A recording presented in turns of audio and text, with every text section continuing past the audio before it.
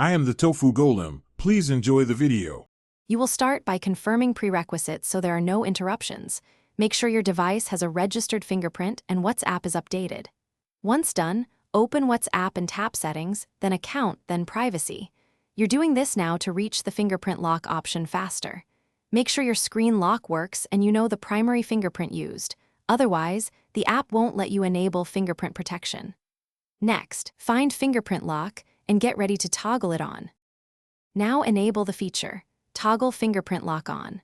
WhatsApp will ask you to verify by touching the fingerprint sensor.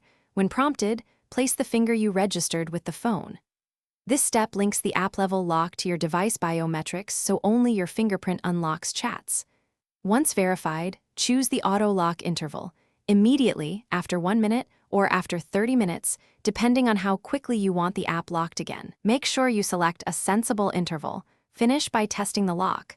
Manually lock your phone or force close WhatsApp, then reopen to confirm fingerprint prompt appears. If you want message snippets on the lock screen, enable notification previews in privacy settings, otherwise they'll be hidden.